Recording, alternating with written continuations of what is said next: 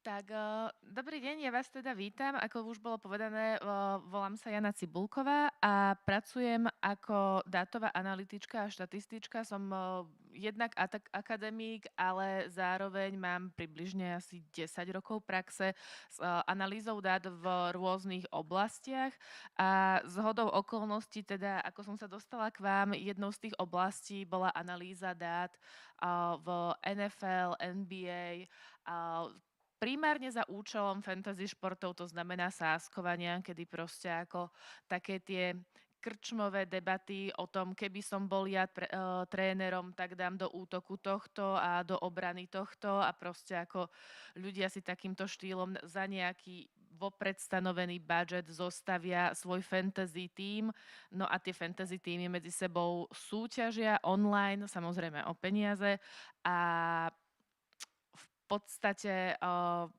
sú tam zaujímavé výhry, ale čo je na tom zaujímavé pre mňa, bolo množstvo tých dát a bola som veľmi prekvapená, aké obrovské kvantum tých dát o tých hráčoch vlastne je k dispozícii. A zároveň vlastne sme zistili, že zrovna ako v tejto oblasti až tak veľmi tam nejde o hráčov, spíš proste ako o nejakú optimalizáciu a o tú taktiku zostavovania tímov a pokrytia ako nejakých tých náhod toho, že hráč, ktorý nemal nastúpiť, proste ako nastúpil, lebo cestou z lietadla si nejaký iný hráč, ktorý mal byť proste ako v tej nejakej primárnej zostave, vytkol kotník a podobné. Ale bolo pre mňa veľmi zaujímavé teda zistiť, že teda jednak pravidla jednotlivých hier, ale zároveň teda aj koľko veľa dát k tomuto je k dispozícii. No a to ma tak akože priviedlo potom aj k nejakému väčšiemu pátraniu. Zároveň teda sa vopred ospravedlňujem a vopred dávam vedieť, že čo sa týka vlastne dátovej analýzy a štatistiky, tam si celkom trúfam. Čo sa týka športu, tak to je pre mňa proste ako úplne mimo a informácie, ktoré sú o Českej republike a využívania AI som hľadala proste ako na internete, pričom to boli proste často nejaké bulvárne články alebo nejaké denníky online, ktoré niečo také slabo naznačili, takže budem rada, keď ma opravíte a keď mi poviete, že niečo mám úplne špatne, aby som vám tu neklamala. No a môžeme ísť teda na to? Tak dnes sa budeme venovať v podstate dvom prednáškam. Prvá prednáška bude história využívania dátovej analytiky v športe a začneme skutočne od toho, kedy sa robili nejaké ručné záznamy do zápisníkov a skončíme až pri umelej inteligencii. Potom si dáme prestávku a po prestávke budeme mať prednášku, alebo spíš možno, že aj diskusiu, kde budem rada, keď sa proste zapojíte a poviete mi vaše skúsenosti z vašej praxe o tom, v ktorých oblastiach je možné využívať AI v rámci športu dnes, aké na to sú rôzne nástroje a tak ďalej a tak ďalej. Tak, toto je teda náš nejaký harmonogram dnešnej prvej prednášky, kde sa pozrieme na nejakých 6 období, o každom si povieme tak približne 10 minút a povieme si, v ktorom období sa vlastne čo nejak zmenilo a ako sa zmenila vlastne tá dátová analytika.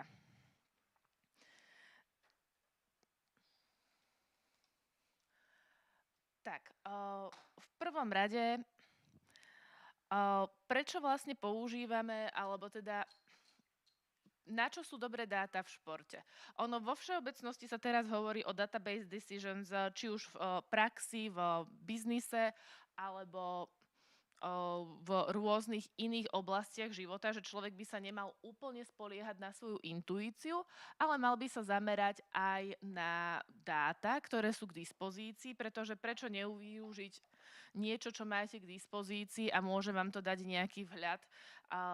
A preto my sa vlastne budeme zaoberať tým, že pomocou dát vieme vlastne znižovať riziko, zvyšovať výkon a takisto vďaka využívaniu dát v športe, alebo tí, čo využívajú dáta v športe, tak získajú vlastne ako výhodu oproti konkurencii, ktorá vlastne tieto dáta nevyužíva.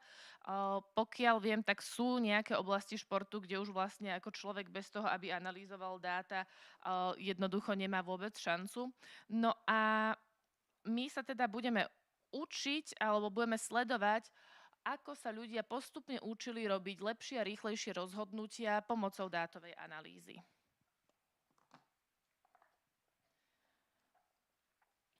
Tak, preddigitálne obdobie. Poďme sa teda pozrieť na to, ako vyzerala práca s dátami v športe ešte predtým, než existovali počítače, ChatGPT a umelá inteligencia. Predtým, ako boli vôbec videozáznamy z nejakých zápasov. Presunieme sa približne do obdobia od 1940 až po 1980. To znamená, že túto éru môžeme nazvať tzv. Preddigitálne obdobie. Je to obdobie, kedy sa vo vrcholovom športe začína systematickejšie pracovať s tréningom, výkonom a meraním. Postupne nám vznikajú profesionálni športovci a nie iba proste ako ľudia, ktorí počas dňa majú bežnú 9 to 5 prácu a potom proste ako vo voľnom čase chodia na olympijské hry. Ale naozaj vznikajú profesionálni športovci a začína sa pracovať s tréningom, výkonom a meraním. Bohužiaľ, všetko sa v tomto období robí ručne. Najrozšírenejším nástrojom bola v tej dobe obyčajná stopka. Tréner meral čas, športovec si zapisoval svoje výsledky do zošita, no a všetky dáta, ktoré dnes analyzujeme automatizovane alebo získavame automatizovane, tak vznikali vlastne ručnou prácou. Každý tréning, každý medzičas, každý výkon, všetko bolo potrebné nielen odberať, ale aj zapísať, pričom mohli vznikať rôzne chyby, rôzne vlastne subjektívne pozorovanie do toho vlastne tiež mohlo vnášať nejaké zavádzajúce faktory. No a potom, ako ste to mali všetko zapísané na papier, bolo proste dôležité nielen sa ako na tom papieri pozrieť, ale aj to vyhodnotiť. No a celkovo vlastne tento postup veľmi obmedzoval spôsob, ako dáta vyhodnocovať. Berte to tak, že vlastne v tomto období ešte neexistoval ani Excel, takže ani Excelovská tabuľka nebola. No a tým pádom sa tréneri aj športovci rozhodlovali často aj podľa intuícií a podľa skúseností, prípadne podľa toho, čo počuli, že funguje niekde inde a fungovalo sa postupom pokus-omyl.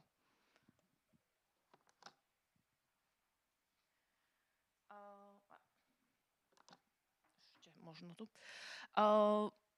No a napríklad, čo sa týka boxu, tak v boxu vlastne ako nám vznikali prvé metriky, ako koľko úderov zasadil športovec, koľko ich inkasoval, aká bola dĺžka kola, koľko KO vlastne dal. No a bolo si treba uvedomiť, že vlastne všetky tieto štatistiky boli veľmi nespoľahlivé. Údery sa často rátali z pozície tej, z ktorej vlastne ako ten, ktorý ich zaznamenával, čo videl. To znamená to, čo proste človek, ktorý sedel s tuškou a s papierom vedľa toho boxerského ringu, to, čo nevidel, to, čo bolo proste niekde v zákryte, to sa nestalo. No a v podstate ako dvaja rozhodcovia alebo dvaja zaznamenávači by boli schopní vypočítať úplne iné čísla. To znamená, že samozrejme dôjsť aj úplne k iným záverom. Čo sa týka napríklad športov ako futbal a hokej, tak to bolo vlastne ešte obmedzenejšie, lebo tam máme vlastne ako po prvé výrazne viac hráčov a po druhé vo všeobecnosti sa zaznamenávali oficiálne iba góly, asistencie a vylúčenia. Neriešili sa žiadne prihrávky, odkiaľkoľvek ste strieľali, žiadna intenzita behu. Tréneri hodnotili výkon hlavne na základe dojmu alebo videozáznamu a ten videozáznam bol často statický z jedného bodu, takže zase iba to, čo bolo z toho daného uhľa pohľadu vidieť, iba to sa proste ako analyzovalo. Máme ale príklad dobrej praxe práve z Československa A jedným z tých príkladov je napríklad Emil Zátopek, ktorý si naozaj viedol veľmi detailné tréningové záznamy podľa toho, čo som našla. Možno niektorí z vás budete vedieť k tomu viac. Ale podľa toho, čo sa mi podarilo vygoogliť, tak Emil Zátopek si zaznamenával počty úsekov, intervaly, medzičasy, zároveň proste aj subjektívnu únavu, podmienky na trati. To znamená, on bol taký ako proste ako dátový analytik ešte pred érou, ako dátová analytika vošla do toho športu a začala mať nejakú oficiálnu úlohu. Tieto záznamy mu umožnili optimalizovať jeho legendárny intervalový tréning, ktorý bol na tú dobu extrémne inovatívny. Niečo podobné robili gymnastky, neskôr aj atléti alebo hokejisti. Každý tréner mal svoje metódy vedenia tých tréningových denníkov a vyhodnocovanie bolo založené na dlhodobom pozorovaní. Takže to, čo vlastne teraz robia počítače, tak to sa snažili proste ako ľudia spraviť s tými limitovanými možnosťami zaznamenávania a sledovania vlastne tých údajov a rovnako aj vyhodnotiť vlastne podľa svojho najlepšieho vedomia, svedomia. Toto obdobie môžeme vnímať tak, že existovala veľká snaha pracovať s dátami, ale ešte neexistovali nástroje, ktoré by to vlastne umožnili. Človek bol zároveň merací prístroj, zároveň zapisovač, zároveň analytik. No a množstvo dát, ktoré bolo možné získať, bolo naozaj obmedzené. No a napriek tomu sa tu už ale rodili nejaké prvé veľké nápady, napríklad systematické meranie, tréningové denníky, ručné štatistiky. No a práve tieto jednoduché dáta sa neskôr stali základom digitalizácie a moderných športových analýz.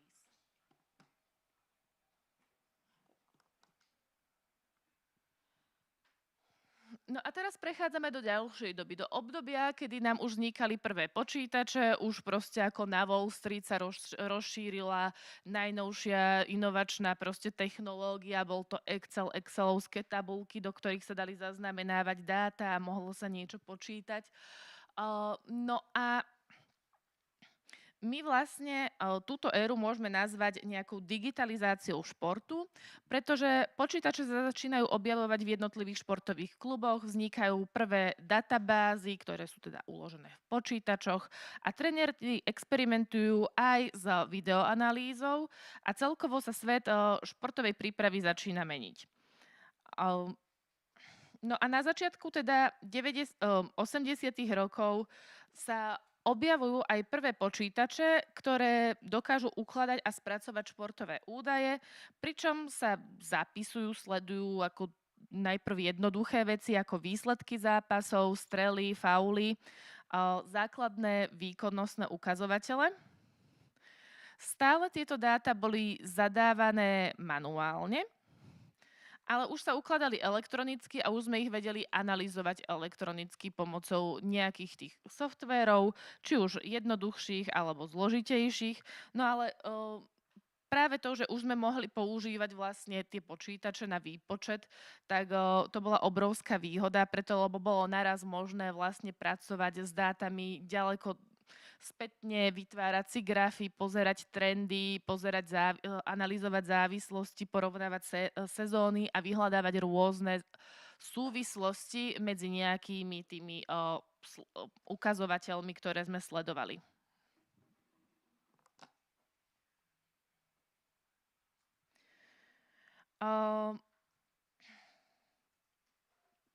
No a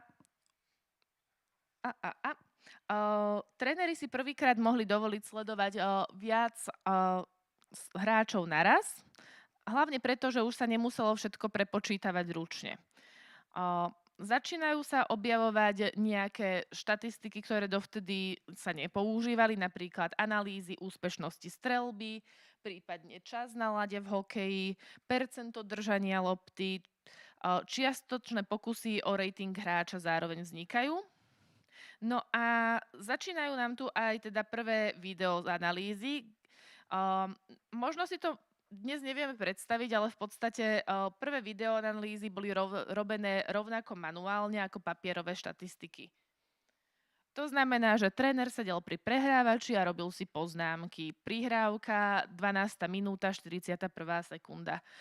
Strelba na bránu 23. minúta, 18. sekunda. Chyba v obrane 51. minúta, 10. sekunda. Video sa zastavovalo, posúvalo dopredu, dozadu, pretáčalo sa, zapisovalo sa. No a napriek tomu, že to bolo ako pomerne pracná a nudná robota, tak to bol obrovský skok vopred, preto lebo prvýkrát si bolo možné pozrieť zápas s odstupom, no a analyzovať rôzne detaily, pripraviť hráčov konkrétnejšie na to, čo bude robiť vlastne súper, prípadne kto je súper a aké taktiky voči nemu zvoliť, čo ten súper často robí, čo my vieme využiť na to, aby sme ho porazili. Zároveň v 90. rokoch už vznikajú prvé profesionálne nástroje na analýzu zápasov. Medzi najčastejšie spomínané, ktoré sa mi podarilo nájsť, patrí napríklad Prozone, ktorý vlastne tvoril hrácku, ale aj tímovú analýzu pre futbal. Potom napríklad Sportscode, ten tvoril nejaký alebo sa pokúšal sa o nejaký pokročilejší videoanalytický softvér, ktorý dodnes používajú vrcholové kluby. A tieto softvéry už umožňovali automaticky označovať niektoré akcie a sledovať detailnejšie štatistiky ako úspešnosť prihrávok, pressing, rýchlosti hráčov, priestorové pokrytie.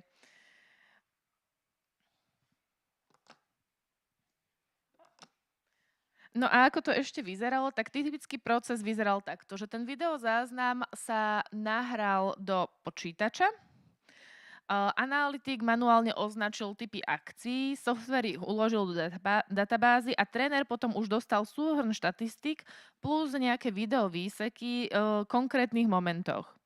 To je vlastne presne ten základ, ktorý sa využíva dodnes, ale s omnoho lepšou technológiou. V Česku a na Slovensku sa tiež začali vlastne tieto softvery a elektronizácia, digitalizácia prejavovať. No a ako vlastne ale na tom bolo Česko respektíve Československo v porovnaní so svetom, no boli sme ako trochu svet bol pár rokov napred, my sme boli pár rokov zaostávali, ale snažili sme sa to dobiehať, takže už v 80. rokoch československé týmy pracovali s detailnými papierovými štatistikami, videozáznamami zápasov, ručným meraním tréningovej záťaže. No a napríklad v hokeji sa začali objavovať prvé systematické evidencie streleckých pokusov, času stráveného na ľade alebo úspešnosti buly.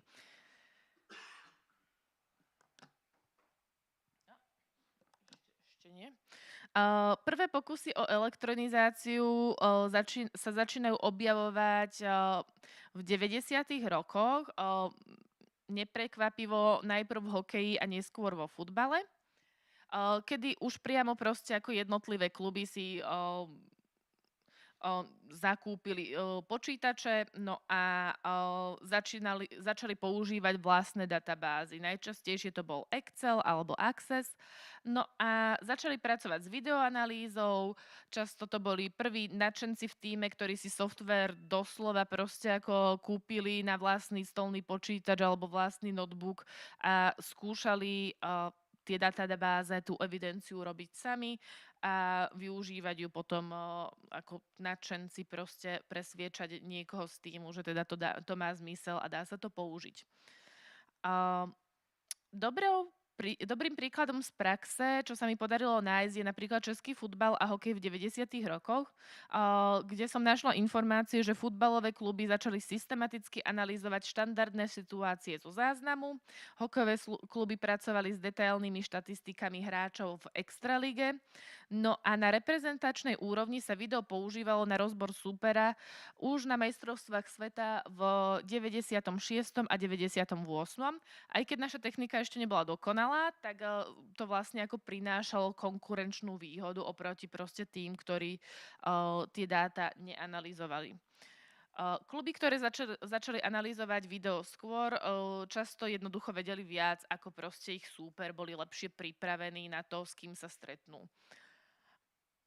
No a tento prechod vlastne na tie dáta, na tú digitalizáciu v podstate začal znamenať to, že ľudia si uvedomili, že môžu zhromažďovať dáta. Začali okladať a zhromažďovať oveľa viac dát ako dovtedy, kým na začiatku proste ako tej datovej analýzy v športe sa ukladali naozaj nejaké proste ako 3, 4 nejaké číselné hodnoty, nejaké atribúty, tak teraz vlastne vďaka tomu, že už bolo kde to ukladať, ako ukladať, hlavne proste ako sme mali nástroje ako Excel, kde sa dali proste ako analyzovať tie vzťahy, bolo možné robiť nejaké grafy a tak ďalej, tak sme už proste ako dávalo zmysel merať viac vecí. Stále sme však ale v období, kde sa väčšina teda analýzy robila ručne, alebo teda kde sa väčšina dát zaznamenávala ručne. No a automatizácia bola zatiaľ stále minimálna, technológia bola pomalá a pomerne náročná, ale práve v tomto období začali vznikať základy modernej štatistiky. To, že dnes sme schopní uh, vyhodnocovať zápas v reálnom čase, tak počiatky toho sú v podstate tu. No a obrovský prevrat v analýze dát, za obrovský prevrat v analýze dát môžeme nazvať Moneyball. Moneyball je vlastne moment, alebo bola to situácia, kedy sa celý svet športu vlastne obrátil úplne na ruby. Moneyball, neviem, či ste niekto videli, bol aj film zo začiatku 2000 rokov, hral tam Brad Pitt. A kto ho teda nevidel, tak ako akademik, ako učiteľka vám dávam domácu úlohu si to pozrieť, je to celkom zaujímavý film. Niektorí mi prikyvujú, že áno.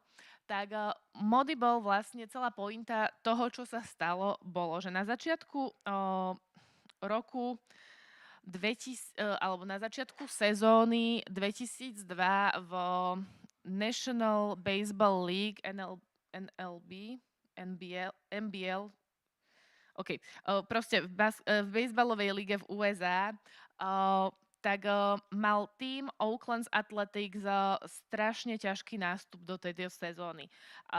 Pretože Oakland Athletics sa už niekoľko rokov tento tým potýkal s tým, že v podstate bol to malý tým, nebol proste prestížny, mal malý budget, takže pokiaľ proste sa do tohto týmu dostali nejakí hráči, ktorí sa ukázali ako perspektívni a s potenciálom, tak hneď ďalšiu sezónu im ich niekto proste ako ukradol, preplatil a zobral si týchto hráčov do prestížnejšieho týmu, ktorí proste ako mali peniaze na to, aby si toho hráča mohli preplatiť. Čo samozrejme proste ako znamenalo, že tento tím vychoval nejaké hviezdy a tie hviezdy okamžite odišli a nemal peniaze na to, aby si proste ako tých ľudí udržal alebo zaplatil hviezdy alebo nejakých šikovných hráčov od inadiaľ. No a na začiatku vlastne ako tejto sezóny sa Billy Beane, manažér toho týmu, dozvedel, že proste ako sa rozpočet seká na tretinu, hrozí, že vypadnú proste zo svojej ligy. No a celkovo vlastne ten začiatok sezóny z ekonomického hľadiska vyzeral proste ako takmer nemožne, že bude to posledná sezóna, alebo ani tá sezóna nemá zmysel proste ani ju začať.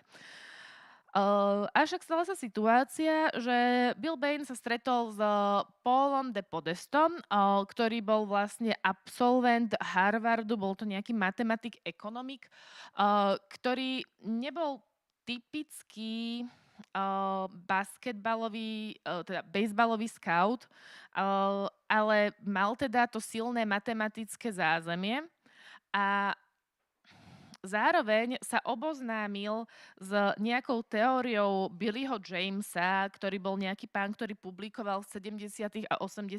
rokoch knihy, v ktorých tvrdil, že bejsbal tie štatistiky, ktoré sa zaznamenávali proste pre bejsbal, že sú úplne špatne a že sa úplne nesprávne hodnotí ten bejsbal, že existujú čísla, ktoré určite lepšie predpovedajú úspech hráča a nik ich nevyužíval. No a ten Paul de Podest mesta sa týmto veľmi inšpiroval. No a prišiel úplne s novým pohľadom na basketbal, že hráči nie sú dobrí alebo zlí. A problém je, že cena hráča podľa neho na trhu bola často určená dojmom a nie dátami. Ehm, Často proste ako bolo dôležité, ako ten hráč pôsobí, aký je populárny, aké má vystupovanie, než to, ako proste ako aký má potenciál. No a ak chceme nájsť hodnotu hráča, musíme teda sa pozrieť na štatistiky inak, než všetci ostatní. No a tu sa zrodila myšlienka tzv. Moneyballu, ktorá hlavná teda myšlienka je, nesnažme sa kupovať hráčov, kupujme si výhry. A ak chceme výhry, tak si musíme kúpiť prístup na métu v bejsbale.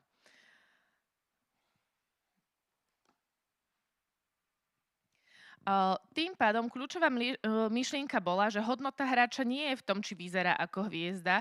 Hodnota hráča je v tom, ako často pomáha týmu neprehrať zápas. No a Podesta s Beamom sa pustili do analýzy tisícok historických zápasov a hráčskych profilov. To by samozrejme pri ručnej analýze dát nebolo možné, ale tu už sme v roku 2002, kedy už tie dáta proste bolo možné spracovať digitálne, spracovať v počítači. Hľadali rôzne vzorce, hľadali rôzne paterny a spojenia medzi tými jednotlivými štatistikami, ktoré proste boli schopní dopátrať a vyhľadať o tých hráčoch. No a oni vlastne navrhli alebo vytvorili 3 zásadné štatistiky. OBP, on-base percentage, čo vlastne meria to, ako často sa hráč dostane na métu. No a ak ste na mete v bejsbale, tak môžete skórovať a ak skórujete, tak vyhrávate, čo je ako pomerne logický myšlienkový proces. Až na to, že takáto štatistika dovtedy neexistovala, boli proste ako rôzne čísla, ktoré merali, kedy proste ako človek prešiel tú métu, kedy sa tam dostal za takej situácie, ale vo všeobecnosti nejaký proste ako takéto číslo sa dovtedy nepoužívalo, takže oni si navrhli proste ako vzorček, ktorý teda meral toto, nikto to dovtedy systematicky neriečili a v podstate vo všeobecnosti tí skauti tých hráčov alebo skauti v bejsbale riešili, aký tvrdý má hráč švih a nie to, či sa dostane na métu. No a ukázalo sa z ich analýzy, že hráč, ktorý v podstate iba stojí často na méte, je pre tým extrémne cenný. Čo bolo šokujúce, pretože hráči, ktorí síce nemali krásny švih, ale mali často volky, boli finančne výrazne podhodnotení. To znamená, že objavili hráčov vďaka tomuto, ktorí majú potenciál, ale ten ich plat vlastne ako tomu nemusí odpovedať. Takisto navrhli SLG, to znamená slugging percentage a to nám vlastne hovorí, koľko met priemerne hráč získa jedným odpalom. Čím vyššie SLG, tým väčší útočný príspevok. To zohľadňuje silu odpalu, nie len počet hitov. No a potom VAR wins above replacement, čo je jedna z tých ako 3 metrí, ktoré navrhli. Je to odhad, koľko výhier tým získa vďaka konkrétnemu hráčovi oproti nejakej jeho náhrade alebo nejakému priemeru. No a prvýkrát táto metrika bola prvá, ktorá proste umožnila porovnávať hráčov naprieč rôznymi pozíciami, preto lebo dovtedy ako ste vo väčšine prípadov proste ako porovnávali jednotlivé pozície, ale vďaka tejto novej metrike proste ako boli schopní porovnávať, dať si všetkých hráčov proste ako do jedného Excelu, zoradiť si ich od najvyššieho potenciálu do najnižšieho potenciálu, priradiť im nejaké ceny, za ktoré sa tí hráči dajú kúpiť a teraz sa pozreli, že dobre, tak tu proste máme tých hráčov s najväčším potenciálom a proste ako títo hráči nás stoja 100 000 a zrazu tu máme niekoho, kto proste stojí oveľa menej, nejaký proste ako zlomok ich ceny a potom zase proste ako sú 100 000 hráči. Tak ten jeden proste, ktorý je podhodnotený, ale má veľký potenciál, toho chceme nahajrovať.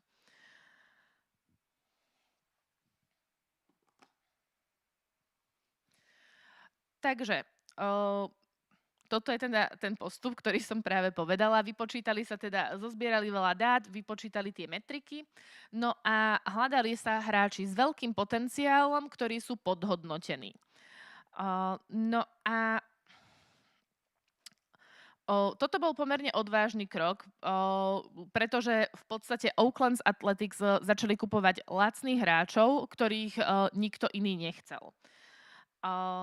S tým, že teda Oakland Athletics sa nepozerali na to, ktorý hráč proste ako vyzerá, či je ten hráč proste ako fyzicky príťažlivý alebo nie, či proste má nejakú ladnosť pohybov a ako pôsobí proste ako na publikum. Či boli príliš pomalí alebo proste ako mali nejaký nekonvenčný štýl. Ak dáta ukazovali, že títo hráči prinášajú výhry, tak toho hráča proste ako nahajrovali. Bol to obrovský prevrat a odpor systému. Skauti z iných tímov boli pobúrení, trénerský tím bol skeptický, majiteľ klubu sa bál, že sa zbláznili, takisto aj ich fanúšikovia proste ako si mysleli, že sa proste ako vedenie klubu zbláznilo. A tvrdili, že no a ale Billy Beane trval teda na svojom, tvrdil, že proste ak budú robiť to, čo všetci ostatní, tak prehrajú, lebo proste nemajú na to, aby nakupovali tých najdrahších hráčov, čo vlastne robili všetci tí ostatní. Snažili sa nakúpiť čo najdrahších hráčov, čo najpopulárnejších. Tak klub nakúpil lacných, podhodnotených hráčov s vysokým OBP, SLG a WAR. No a výsledok bolo, že sa Oaklandu Athletics v roku 2002 podarila najdlhšia séria výhier v histórii celej americkej ligy. Myslím, že tam bolo 20 víťaziev v rade. A nie len, že na konci sezóny neprepadli do nižšej ligy, ale dokonca postúpili do play-offs ako tým s najnižším budžetom, ktorý kedy proste v tých play-offs bol. No a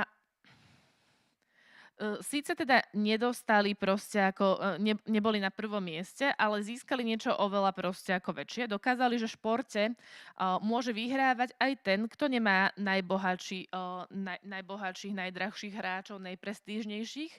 No a po roku 2002 už všetky MLB baseballové kluby začali budovať analytické oddelenie, kde mnoho vlastne tých scoutov muselo prehodnotiť celú tú stratégiu, ako boli z roky zvyknutí proste pracovať. No a všetci pochopili, že teda dáta môžu byť obrovskou konkurenčnou výhodou. No a práve ako vďaka tejto pomerne veľkej zmene paradigmy alebo proste tomuto obrovskému a významnému kroku sa začalo vo všeobecnosti používať viac dáta a intuícia a na základe toho vlastne do dnešnej doby sa spoliehame na dáta pri rozhodovaní.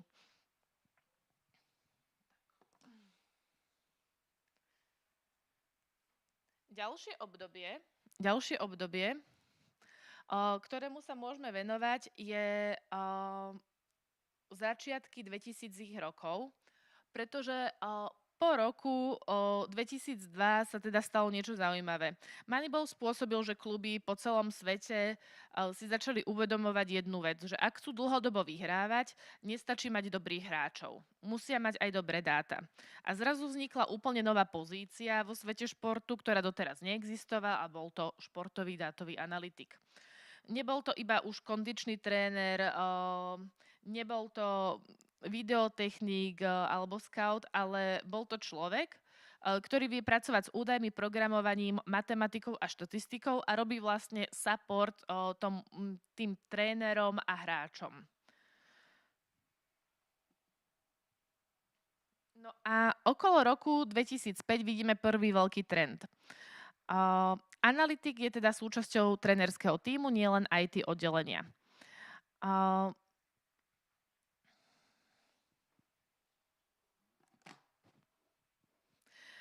No a jednotlivé týmy začali teda investovať do dátovej analytiky a podarilo sa mi nájsť pár príkladov, ktoré vlastne sa venovali ako prví na začiatku tých 2000 rokov skutočnej dátovej analytike. Takže predpokladám, že futbalový klub, ale vysloviť ho teda vôbec neviem. Midtjylland? OK. Tak mal vlastne prvý dátový klub, alebo bol to prvý dátovo založený klub v Európe. Je to vlastne asi jeden z najznámejších európskych príkladov, lebo bol to v podstate malý klub v Dánsku, ktorý tiež rovnako ako vlastne ten Oakland Athletics nemal nejakú veľkú prestíž. No a potom urobili niečo radikálne. Založili svoj klub na športovej analytike. Začali používať pokročilé dátové modely na výber hráčov, predikciu štandardných situácií a optimalizáciu pressingových situácií. Výsledok bol, že v roku 2015 vyhrali prvý dánsky titul v histórii klubu. Tí, ktorí ste poznali tento tím. Sedí to? Bolo to proste ako, že pred tým rokom 2015 akože sa o ňom veľmi nevedelo? Dobre, ďakujem. Ďalší príklad, a ten ma celkom ako zaujal, bolo v Houston Rockets v NBA. Celkovo vlastne, ako čo sa týka NBA v Amerike, ja mám pocit, že tam tých dát je vyslovene, že najviac ku všetkému práve v tom basketbale. Tam v podstate ako ja mám pocit, že sú schopní merať, koľko proste sa človek potí, ako vysoko skáče počas hry. Nečudovala by som sa, ak niekto má dáta proste aj o tom, koľko ten človek predtým proste ako vypil tekutina, koľko vycikal, hej, lebo proste ako tých dát v NBA, tam sa točia veľké peniaze, je to veľmi populárne a práve tam, kde sa točia väčšie peniaze, kde je ten šport proste populárnejší, tak tam sa proste ako investuje nielen do toho športu proste kvôli tomu zážitku zo športu alebo tomu adrenalínu pri sledovaní športu, ale takisto aj kvôli sáskovaniu. Takže sáskovanie je proste ako v tomto období tiež pomerne proste ako zažíva veľký boom, lebo ľudia, už aj fanúšici, nielen týmy, proste začínajú analyzovať tie týmy, chcú mať nejaké dáta na to, aby mohli proste ako sáskovať, aby mohli proste ako mať pocit, že aj oni sú nejakým štýlom proste ako do toho zápasu, že nejak do toho investovali. No a Houston Rockets boli jedným z prvých tímov, ktorí postavili celý herný štýl na analytických poznatkoch. Ich základná myšlienka bola, že objavili, že trojky v kombinácii s layupmi a trestnými bodmi sú schopní skombinovať tak, aby získali najväčšiu efektivitu a takmer prestali strieľať striedne vzdialenosti, čo sa vtedy považovalo za absurdné a úplne šialené. Výsledok bol ten, že tým dlhodobo sa stal jedným z najlepších v lige. Takže vlastne úplne prekrútili vlastne tú taktiku, že na čo sa proste tí hráči sústredia a ako tú hru hrajú.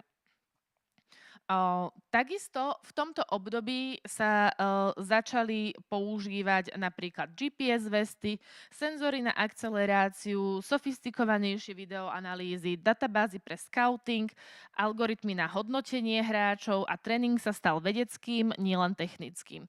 A ako hovorím, tou hnacou silou často proste pri tom získavaní dát je nielen to, že ten tlak vlastne hráčov, že my chceme, alebo toho týmu, my chceme mať viac dát, ale zároveň aj tých proste ako ľudí, ktorí ten zápas sledujú a investujú do toho svoje vlastné peniaze, takže proste aj z tých užívateľov toho športu, alebo teda fanúšikov toho športu sa stávajú nejakí dátoví analytici.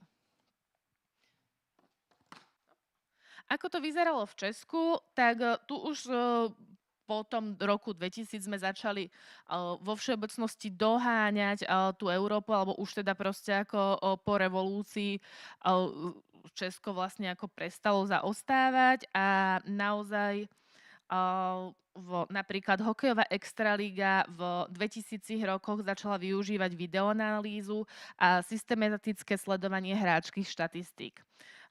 No a tým nemyslím tú takzvanú Čo to máme? Tú zázračnú tušku, ktorú proste na majstrovstvách používajú, alebo teda digitálnu tušku pri analýze dát, ale naozaj proste ako skutočnú videoanalýzu. Už v rokoch 2005 až 2010 sa pracovalo so sledovaním streleckých poskusov, časov na lade, rôzne heatmapy streleckých pozícií, že odkiaľ sa strieľa, ako úspešne z tých jednotlivých miest, analýza presíloviek, oslabení, striedaní. Rovnako v českom futbale vznikol videomanažment. To znamená, vo futbale sa rozšírila analytika najmä po roku 2008 a kluby ako Sparta, Slavia alebo Plzeň začali používať softvery na detailné rozbory zápasov. No a začala sa objavovať prvá generácia profesionálnych videoanalytikov, ktorí ktorými často boli bývalí hráči alebo tréneristov s tým citom pre techniku, že naozaj vlastne ako tá iniciatíva v Česku, ako som už spomínala v 80. rokoch, že vyslovene si tí hráči alebo tréneri proste ako doniesli počítače a skúšali tam na tom niečo robiť, tak tento proste ako tá individuálna iniciatíva z môjho pohľadu, čo som sa proste ako dočítala, tak stále vlastne je tou hybnou silou tých pokrokov v športe, že naozaj v tom Československu alebo Česku v tej našej zemepisnej šírke a dĺžke, tak tí hráči, tí tréneri, tí jednotlivci sú tí, ktorí proste ako prinášajú tie novinky proste ako zo sveta a pokrok proste postupne aj do tých českých tímov. No a napríklad výborný príklad z praxe, kde sa analytika vyplatila, je český hokej. Niektoré kluby začali systematicky sledovať tréningovú záťaž pomocou GPS viest a akcelometrov. No a to im umožnilo lepšie plánovať regeneráciu a znížiť pretrénovanie. Jedným z klubov, ktorý tento prístup veľmi efektívne využil, bola napríklad Kometa Brno počas svojich titulových úspechov v roku 2017-2018. Myslím si, že vyhrali titul aj v 2025, je to tak? Predpokladám, že teda tam asi postupovali tiež proste ako ďalej s tou analýzou dát a vlastne oni používajú tú analýzu dát, čo som teda zistila, na to nielen na taktiku, ale zároveň proste ju používajú aj na fyzioterapiu a regeneráciu, pretože to, že budete proste ako ťažko trénovať a tvrdo trénovať, keď sa proste ako pretrenujete a potom na zápase nie ste schopní proste ako podať výkon, sa vám úplne nevyplatí. Takže vlastne tu nám tie dátové analýzy pomáhajú práve v tom. Asi by sme sa mali trošku švihnúť, keď pozerám na čas. Tak, dostávame sa teda už takmer do súčasnosti a dostávame sa k machine learningu. Machine learning alebo strojové učenie. Tak po roku 2010 sa začala diať v športe ďalšia revolúcia. Už nie technická, ale algoritmická. Zistilo sa, že teda kluby majú k dispozícii obrovské množstvo dát. Svoje vlastné dáta z GPS tréningov, zrýchlenia a spomalenia z akcelerometrov, biometrické dáta, ako puls alebo heart rate variability, to znamená tepová frekvencia, podrobné videoanalýzy, detailné štatistiky z každého zápisu. No a vzniká otázka, čo s takým množstvom dát urobiť. Už proste ako ten Excel na to nestačí, aby sme tieto dáta spracovali. Tak tréneri a analytici teda už nepoužívajú ručné vyhodnocovanie, ale začali sa používať špeciálne softvery, ktoré používajú modely, ktoré sa dokážu učiť z dát automaticky. No a to je práve to strojové učenie, kedy proste sa ten stroj učí na tých dátach, ktoré má. Ako vlastne to strojové učenie funguje? Vlastne z toho štatistického alebo datového pohľadu je dôležité si uvedomiť, že ten stroj proste nepozná tú logiku vopred. On sa naučí na tých dátach, on ju sám objaví. To znamená, že si predstavte, že ten stroj je nejaký tréner, ktorý proste je schopný prejsť všetky vaše tréningy za posledných 5 rokov a zapamätať si tie čísla proste a mať ich akože aktívne uložené v hlave. Pozrie si všetky vaše zápasy, štatistiky, zranenia. No a teraz hľadá proste medzi týmito hodnotami súvislosti, čo proste ako ľudským mozgom už nie sme schopní vyhodnotiť, ale pomocou machine learningu, pomocou strojového učenia ten stroj to dokáže spraviť. Automaticky miliónkrát rýchlejšie, ako by to bol vôbec schopný zvládnuť človek a proste ako tie dáta dokáže proste ako analyzovať všetky za dlhé obdobie. To je strojové učenie. Je to algoritmus, ktorý dostane historické dáta a hľada medzi nimi súvislosti, na základe nich vytvorí nejaký model, no a potom dokáže predpovedať budúcnosť alebo odporúčiť riešenie na danú situáciu, ak proste historicky nejaká taká situácia bola. To znamená, že ak proste ako dajme tomu, máte software, ktorý proste je zameraný, alebo teda používate machine learning proste na nejakú rekonvalescenciu po tréningu a dáte nejakú, ako vytvorí vám nejaký model a teraz budete zisťovať, že čo ak proste som športovec, ktorý je tesne proste ako po pôrode, ako dlho mám proste ako byť v nejakej rekonvalescencii a pokiaľ ste dovtedy nikdy neboli alebo nemá dáta o niekom inom, kto proste ako v tej situácii bol, tak vám to ten stroj nebude vedieť povedať. Ale pokiaľ proste našiel nejaké dáta v tých svojich zdrojových dátach, ktoré zaznamenávajú podobnú situáciu, tak je schopný z toho odvodiť proste odporúčania, riešenie a prispôsobiť to proste nejakým vašim hodnotám na základe toho, že niekto možno s inými hodnotami, s nejakými inými štatistikami a vlastnosťami niečím takým prešiel. No a na čo teda, alebo ktoré modely sa najčastejšie používajú, tak najčastejšie sa v tomto období používajú dva modely. Jeden model sa volá Random Forests.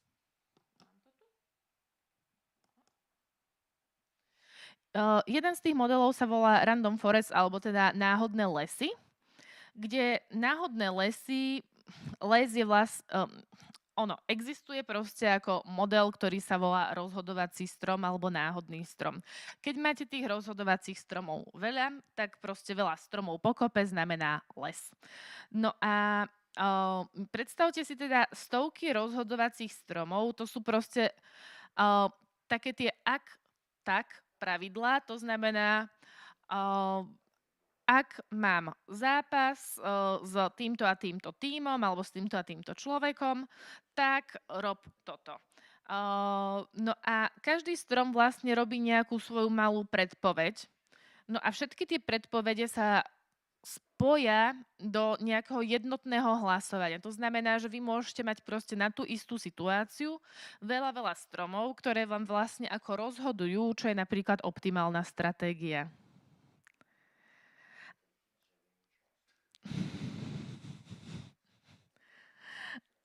No a vlastne tieto odporúčania, ktoré tie jednotlivé stromy spravia, alebo teda to nejaké rozhodnutie, tak ono vlastne každý ten strom ako keby hlasuje a z toho, čo vlastne, na čom sa zhodne väčšina stromov, tak to vám vlastne odporúča ten les. No a vlastne to je to konečne odporúčanie. Potom máme ešte gradient boosting, čo sú stromy, ktoré sa učia sami na sebe zlepšovať.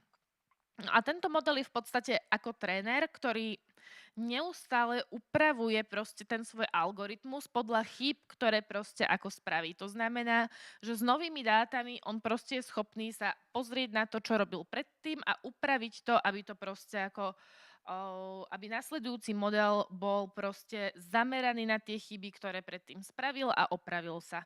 A takto vzniká nejaký inteligentný systém, ktorý vie pomerne presne predikovať alebo odhadovať veci, ktoré potrebujete.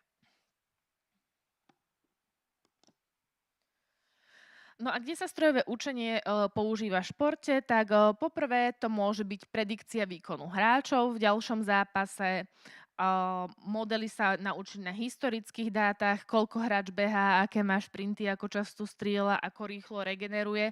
No a potom dokázali predpovedať napríklad, s týmto herným štýlom bude mať hráč v ďalšom zápase viac nejakých proste ako štatistík alebo nejakých hodnôt ako nejaký iný hráč. Tým pádom tento hráč je ideálny na nejaký pressingový futbal. Potom to môže byť analýza rizika zranenia. Toto je vlastne asi jedno z tých najprevratnejších použití. Modely proste ako sledujú objem tréningu, intenzitu, akceleráciu, únavu, regeneráciu, históriu zranení a potom dokážu predpovedať, že riziko zranenia hráča dnes vstúplo na 60%, zníž záťaž. Keď sa kombinovali vlastne dáta z GPS a fyziológie a výkonu, kluby začali predchádzať chronickým problémom, ako napríklad achilovky, preťaženia, hamstringy. Dokonca vlastne sme schopní aj analyzovať alebo optimalizovať tréningový plán, kedy tréning prestal byť pocitový, ale model porovnal tisíce podobných hráčov a odporúčil, ako často má športovec trénovať, akú intenzitu, kedy sa má regenerovať, kedy mu hrozí pokles výkonu a strojové učenie začalo vytvárať personalizované tréningové protokoly pre každého hráča na mieru. Dokonca vlastne to ide až tak ďaleko, že v niektorých športoch sa dokonca analýzuje proste ako pot tých hráčov a na základe proste ako nejakej rýchlej analýzy potu sú schopní proste priamo pred zápasom alebo počas zápasu alebo nejakého toho športového výkonu namiešať presne nejaký jontový elektrolytický nápoj proste na mieru presne s tými vitamínmi alebo proste minerálmi, ktoré ten hráč potrebuje doplniť v ten daný moment, aby proste jeho výkon bol optimálny. To znamená, že teraz sa už dejú proste ako v tom športe úplne šialenosti, ktoré z môjho hľadiska, ako z môjho pohľadu, ešte pár rokov dozadu by som povedala, že je úplne sci-fi.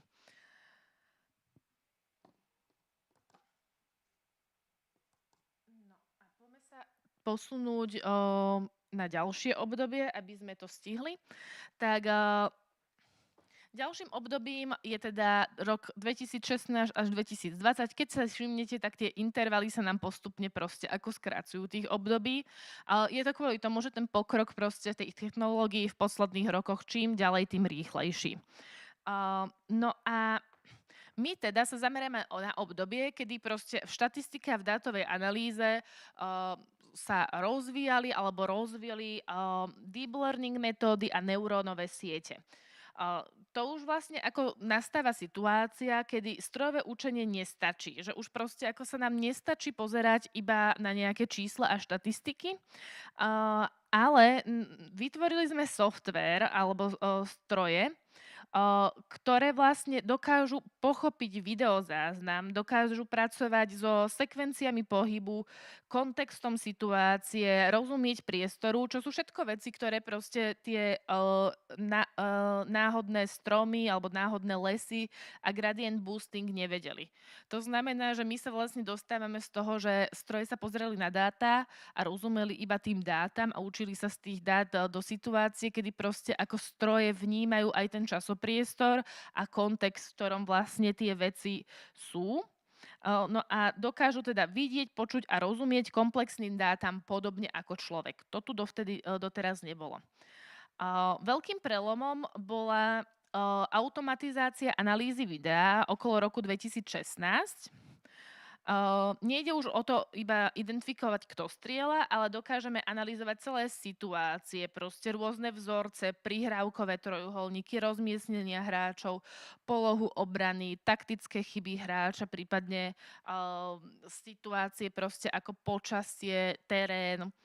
No a v praxi to znamenalo jedno, analytici prestali robiť manuálne značkovanie a začali interpretovať výstupy z AI. To znamená, že na jednej strane je to obrovský pokrok, na druhú stranu tí analytici už nie sú tí, ktorí tie dáta vytvárajú a proste ako majú v rukách ten stroj, a chápu, ako sa k tomu výsledku dostávajú, ale už proste ako ten stroj alebo tie algoritmy fungujú ako taký black box, že už úplne proste ako nie je jasné, alebo teda je ťažšie pochopiteľné, čo sa proste ako v tom stroji deje.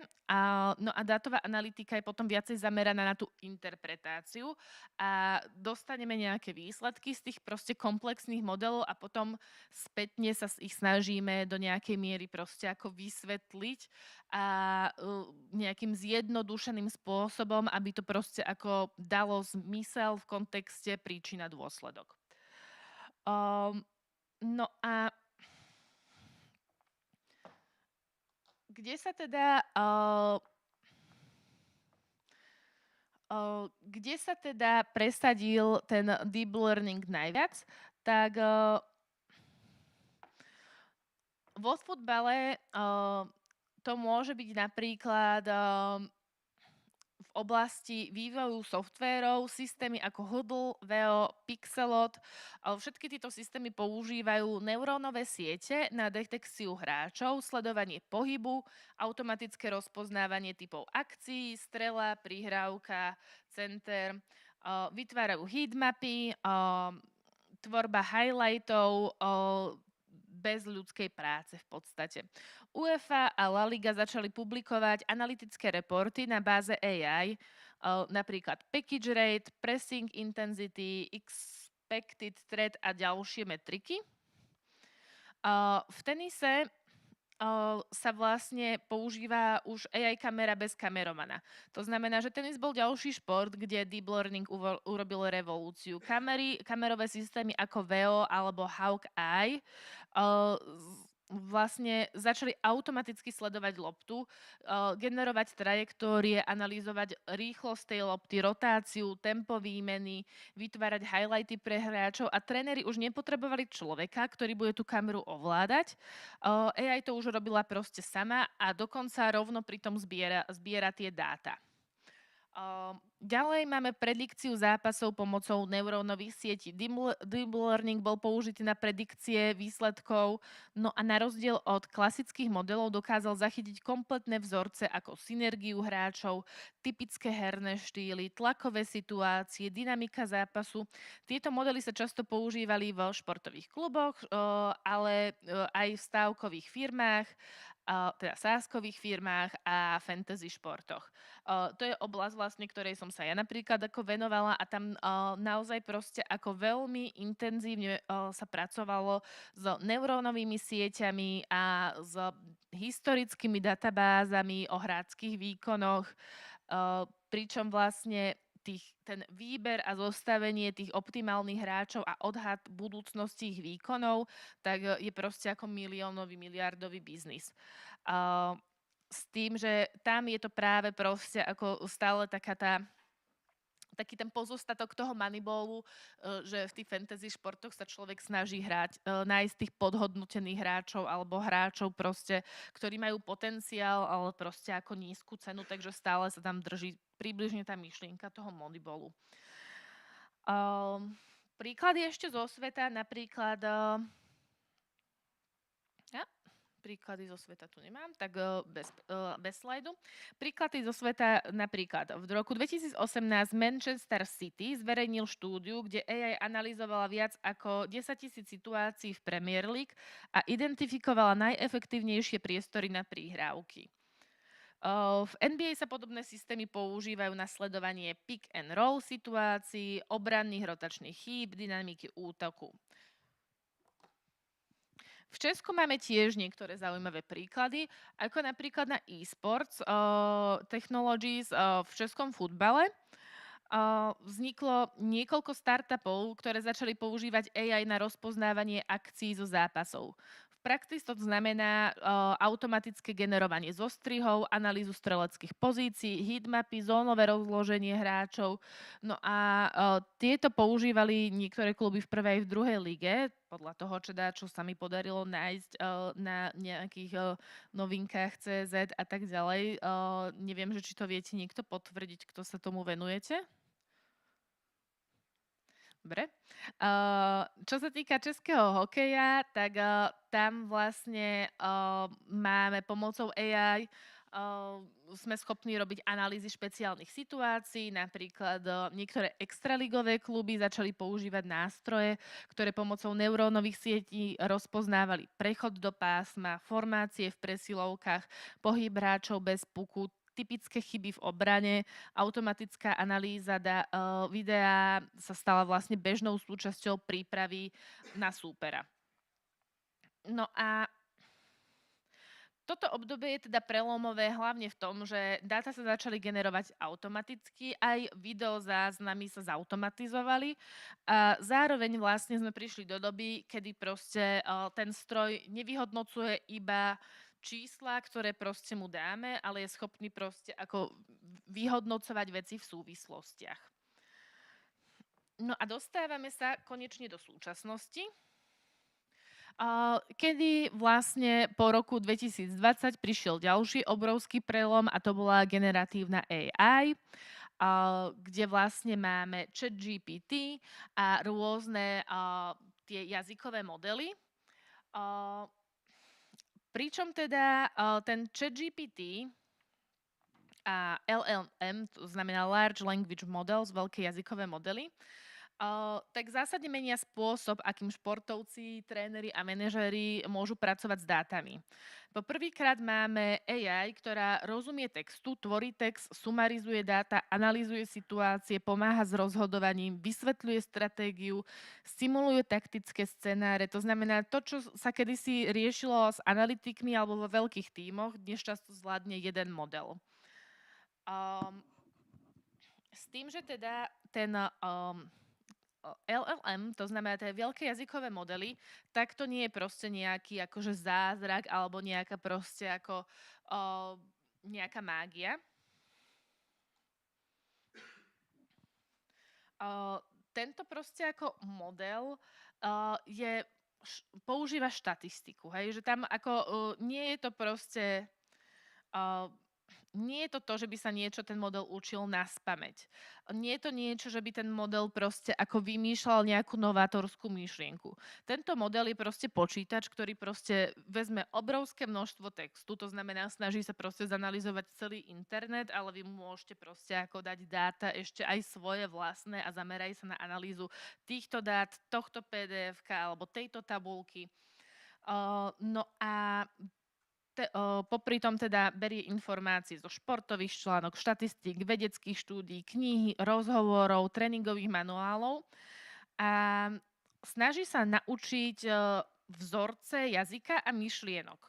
No a potom robí vlastne jednu veľmi jednoduchú vec, predpoveda najpravdepodobnejšie ďalšie slovo.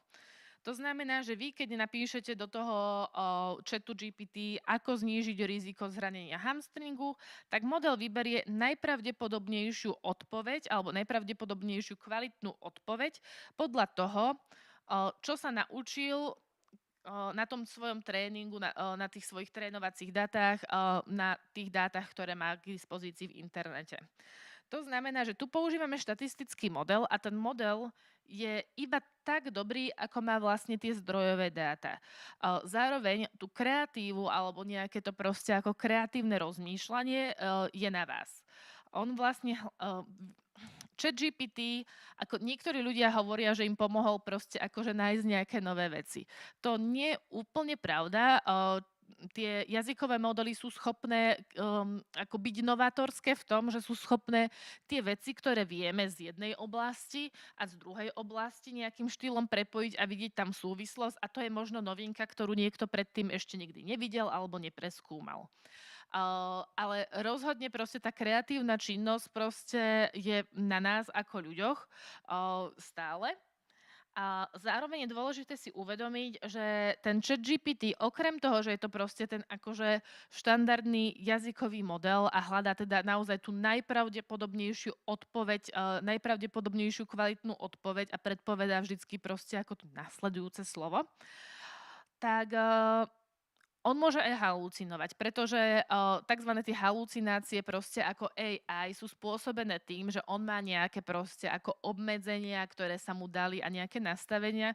Napríklad ten ChatGPT Myslím si, že ako všetky verzie mali problém s tým, že oni s vami proste akože veľmi radi súhlasia. Že málo kedy proste, ako keď niečo napíšete cez GPT, tak vám povie proste, že to je úplný nonsense, proste toto nedáva zmysel, proste ako prehodnoť svoj život, toto je proste zle. Nie, on vám povie, zaujímavá myšlienka, áno, a proste ako podporí vás v tom. Je veľa proste ako situácií v reálnom živote, počujete asi aj v správach, že ChatGPT proste ako podporoval niekoho, kto mal nejakú proste schizofréniu, až ten človek spáchal nejaký trestný čin alebo proste samovraždu. A to je práve kvôli tomu, že ten proste ako ChatGPT má doprogramované okrem toho štatistického modelu to, že je people pleaser a snaží sa proste ako byť k vám milý a snaží sa s vami súhlasiť. Takže je to proste akože dôležité vedieť, na čo sa pýtate, vedieť takisto správne položiť tú otázku a potom tá zodpovednosť je samozrejme na vás, hej. Takže vy pokiaľ proste ako chcete zistiť, že jednoducho ako znížiť napríklad únavu z tréningu alebo ako proste si pomôcť pri nejakej bolesti a ten proste ako ChatGPT vám odporúči proste, že by ste mali na každé raňajky zjesť proste za lyžičku piesku, tak to samozrejme proste ako robiť nebudete, lebo máte proste nejaké logické myslenie. Takže tie informácie proste si treba vždycky ako overovať. Naozaj ten ChatGPT alebo tie jazykové modely sú schopné prepojiť proste tie relevantné informácie a naozaj sa snažia nájsť správne kvalitné odpovede, ale niekedy proste, pokiaľ nenájdú tie kvalitné odpovede, tak proste ako môže to viesť k nejakým absurditám tá odpoveď. Takže vždycky proste ako treba to využiť ako ten nástroj, že toto je proste niečo, kam ma ten ChatGPT nasmeroval a teraz si to proste ako overiť. Nikdy proste sa nespoliehať iba na to. Zároveň, v čom je proste ten ChatGPT výborný, je to, že on s vami vie komunikovať ľudsky a v podstate na akej úrovni proste vy chcete. To znamená, naši študenti ho často používajú na to, aby proste ako sa naučili nejaké veci, ktoré už síce na prednáške mali proste vysvetlené, ale možno ich nepochopili, alebo majú k tomu dodatočné otázky, alebo dokonca proste ako to možno bolo príliš zložité na nich, tak proste ako si povedia, dobre, tak milý ChatGPT, teraz sme preberali toto a toto, tuto je PDF z prezentácie, ktorú nám dal proste vyučujúci a teraz mi vysvetlí, čo sa tu proste deje, tak ako by si to vysvetloval proste 10-ročnému dieťaťu. Alebo daj k tomu príklady zo života, na ktorých si to viem predstaviť. To isté vlastne viete proste spraviť. Vie celkovo proste samo o sebe je veľa ľudí, ktorí sa vyslovene venuje tomu promptovaniu, že sú firmy proste, ktoré iba vytvárajú tie prompty, aby človek sa naučil správne pýtať a posúvajú to potom ďalším kolegom, že ako napríklad robiť správne príkazy na to, aby docielili tú a tú vec, aby im proste to AI-ko dávalo. No a na čo ho vlastne teraz môžeme používať? Tak o tom si povieme v tej druhej časti, ale v skratke v podstate AI môžete používať ako personalizovaného digitálneho trénera. AI vám dokáže vytvoriť alebo zhodnotiť, prípadne navrhnúť nejaké zmeny vo vašom tréningovom pláne regenerácie, odporúčania na základe únavy, prehľad súpera, analýzu herného štýlu súpera a dokáže to robiť pre konkrétneho človeka na mieru. Napríklad môžete napísať, som stredopoliar a mám problém so šprintami v 70. minúte. AI vie odporučiť riešenie na základe tisícov podobných prípadov a v minulosti ste na to potrebovali vlastne celý tým, ktorý by proste ako hľadal v tých dátach historických, že kedy niečo také sa dialo a proste ako akým štýlom sa k tomu dá proste ako pristupovať. Takisto môžete proste to AI využívať ako taktické simulácie, že čo ak. Napríklad tam tie vlastne ako simulovania scenárov, že môžete povedať, čo sa stane, ak súber proste hrá vyšší pressing. Čo ak posunieme obrancu vyššie. Ako reagovať, ak náš útočník prehráva súbor na krídle. Ako zmeniť obranu proti týmu s rýchlymi krídlami. pravdepodobne nemôžete byť úplne špeciálni proste ako v českých reáliách, že čo sa stane, ak hrám proste proti um, Honzovi Novákovi, lebo proste k tomu nebudú dostatočné dáta. Ale keď popíšete proste tú situáciu, kto je proste ako oponent, prípadne súťažím proste za takýchto poveternostných podmienok v tomto teréne, to bude nejaká súťaž, odporúč mi proste ako najlepšiu taktiku, kde si šetriť sily, kde pridať, tak toto AI proste ako vie spraviť. Je potom na vašom zhodnotení a predpokladám, že zhodnotení proste ako celého toho športového tímu, že čo si z toho vezmete. Ale tento model vám vlastne bude generovať tie najpravdepodobnejšie scenáre na základe obrovského množstva dát, ktoré má k dispozícii na internete podobných situácií, čo je proste užitočné. Zároveň je schopné to AI vám prepojiť vlastne tie informácie, ktoré má nielen z oblasti športu alebo vášho športu, ale aj z iných oblastí, kde nejaká podobná situácia nastáva. Takisto je AI výborné na analýzu zápasov a sumarizáciu dát, kedy si v podstate trvalo hodiny až dní spracovať proste nejaký zápas. Dnes vie AI vytiahnuť kľúčové momenty a identifikovať taktické zmeny, popísať, čo sa stalo, čo fungovalo, čo nie, urobiť report pre hráčov v jazyku, ktorým proste ako rozumieme. Je to v podstate ako mať nejakého osobného analytika k dispozícii konštantne. Dá sa proste pomocou AI aj dobre komunikovať so športovcom alebo trénerom. Dokáže proste tie informácie, ktoré často môžu byť možno technické, tie matematické informácie alebo tie štatistiky, že sú príliš technické, vysvetliť nejakým ľudským jazykom a dať aj do kontextu. Môžete sa proste ako popýtať na nejaké situácie, ktoré proste ako vás zrovna v ten moment ťažia a spýtať sa proste ako na kontext, na súvislosti. No a takisto proste simulácie zápasov a prediktívne modely, to je tiež výborná vec, na čo sa AI dá použiť. Čo sa týka príkladov zo sveta, tak napríklad FC Barcelona používa AI systém, ktorý sa volá CXR, ktorý analyzuje priestorové vzorce v zápase a navrhuje alternatívne možnosti herných scén. Napríklad, kam viesť prihrávku, ako zmeniť formáciu v prechode, ktoré priestory sú rizikové. NBA má napríklad automatizované scouting reporty. Kluby používajú generatívne modely, ktoré pripravujú scouting reporty, prehľady slabín súpera, odporúčania pre jednotlivých hráčov. V minulosti to robili celé dátové oddelenie.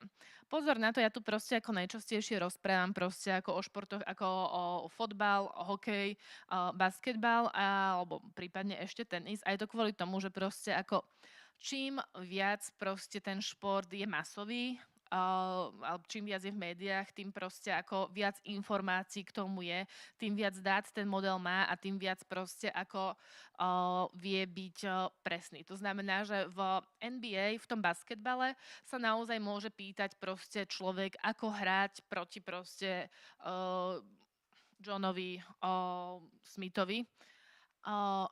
A ten jazykový model má veľa dát k dispozícii, ktorým proste ako vie povedať presne, ako hrať proti tomu danému človeku. Vo športoch, ktoré nie sú až také proste populárne a nemáme proste tisícky štatistík pre každého súpera za posledných 5 rokov, tak to je proste trošku komplikovanejšie a musíte proste ako byť obecnejší pri tom proste ako kladení tých otázok, ale aj tak sa to dá proste ako intenzívne využiť. Zároveň proste tá nejaká regenerácia, fyzioterapia a vlastne akože to zdravie proste ako toho hráča, to je vec, ktorá proste je viac univerzálnejšia, takže na to AI proste ako funguje alebo vie vám poradiť proste ako v ľubovoľnom športe. V Čechách používame AI pomaly, ale začína sa. Niektorí tréneri podľa teda správ, čo som našla, ale nebolo konkretizované, ktorí používajú AI na prípravu tréningov a plánovanie regenerácie. Zároveň je možné použiť AI aj na komunikáciu s hráčmi, napríklad keď proste ako vysvetľujete taktiku pre mládež. No a Takisto bolo písané, že atleti, futbalisti, hokejisti množí už používajú ChatGPT ako doplnok trénera. Uh, Napríklad aj na odporúčanie pre výživu s overovaním, analýza vlastných štatistík, prípadne mentálny tréning a príprava na zápas. No a súčasnosť vlastne nám ukazuje, že šport bude čoraz viac založený na personalizovaných AI tréneroch, že to vlastne je ako group effort, že jednoducho ten tím už nebude iba športovec, tréner, fyzioterapeut, ale už tam bude proste aj nejaký ten prístroj a dátový analytik.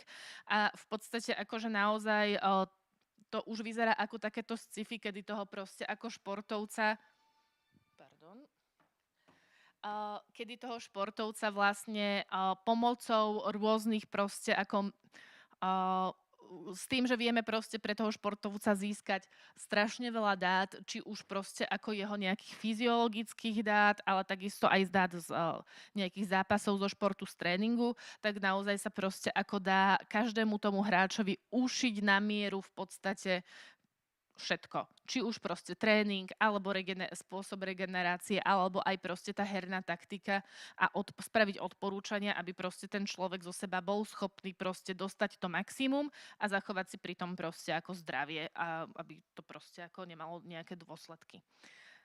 Dobre, tak to je za mňa všetko.